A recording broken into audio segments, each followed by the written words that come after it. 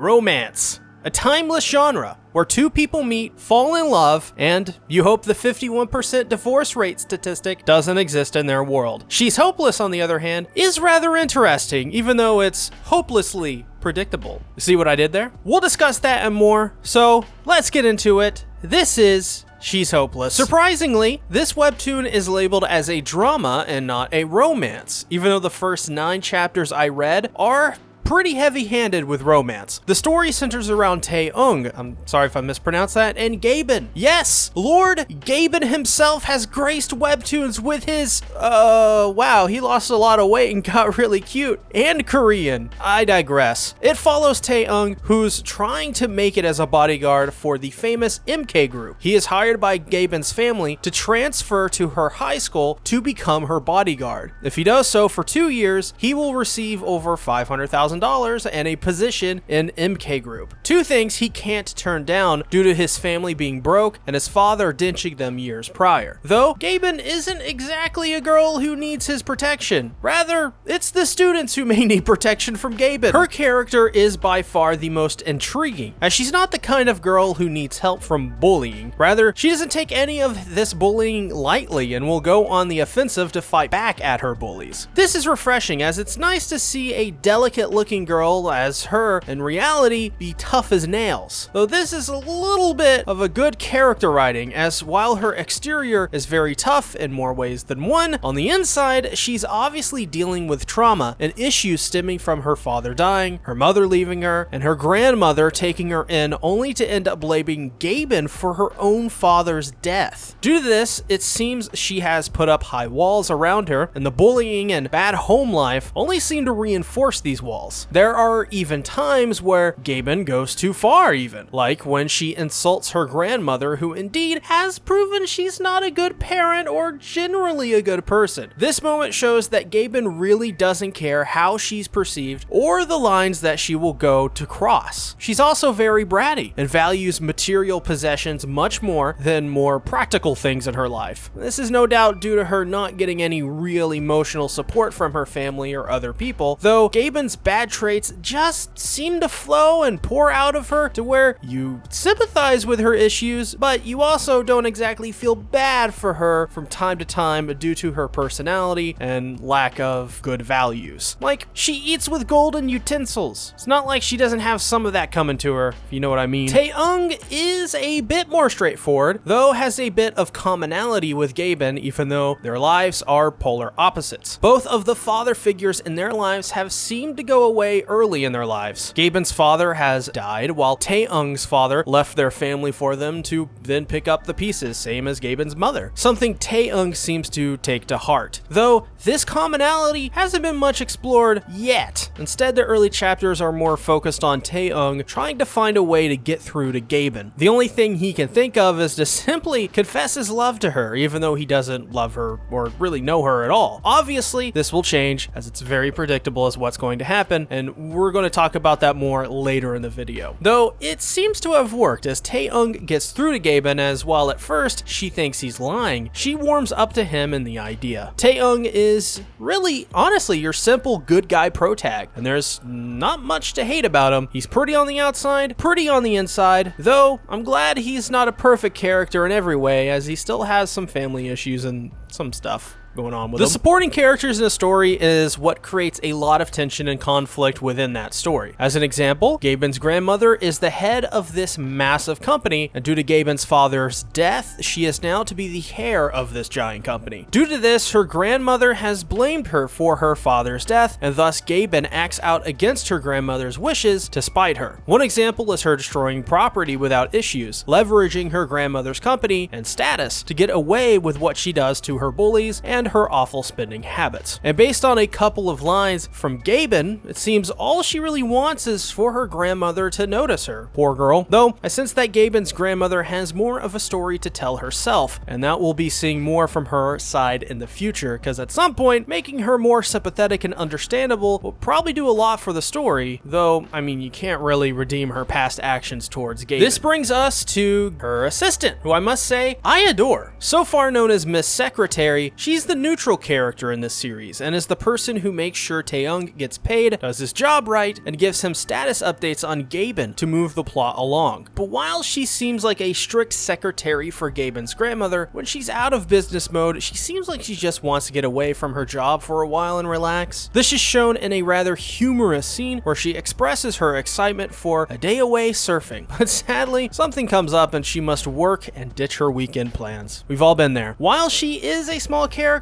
she is a necessary one to move the plot along, and I love her to death and her whole attitude, and every time she's on screen, I enjoy her character interactions and dynamic with Taehyung. Though I must admit, this series is very predictable and rather basic, with many romance tropes being used in plain and obvious ways. If you've read one or two romance webtoons, this is no different in that regard to how it uses its tropes and setups. Main characters confessing his love to the other character even though they don't know each other. Main character hurting her foot from walking too much, so the main character carries her on his back. The main character not interested in MC until he confesses his love to her, being a total tsundere in the process. Oh, and of course, main character bandaging girls' feet from her injuries. I could go on and on. I really could. This webtoon makes it obvious at every point how this is going to end out, and while I am okay with predictability, often a story being predictable is actually what makes a story so satisfying. But there is something to be said about how obvious and straightforward this series is with its tropes. We can have all of these tropes, but the author should strive to make them less obvious, because it does ruin the surprise of almost every single encounter and scene. So far, there's just no surprise or excitement in any of this webtoon in terms of its tropes and setups. Though I will say, despite this issue, the writing and implementation are good enough to where you can look past it and enjoy it for what it is. I also think where this series' weakness is its predictability with romance, it should be able to make up for it in the drama department, which is what I'm hoping for. Either way, She's Hopeless is a webtoon I'd say is a decent recommendation. It's nothing too special, but it doesn't need to be. It's exactly what you should expect, and that's why you should enjoy it. I, for one, will be checking this out weekly, eagerly anticipating updates, but as well, be sure to subscribe, as there will be weekly updates on my channel with a new video every Friday. Thank you for watching. I'll see you next week. Bye-bye.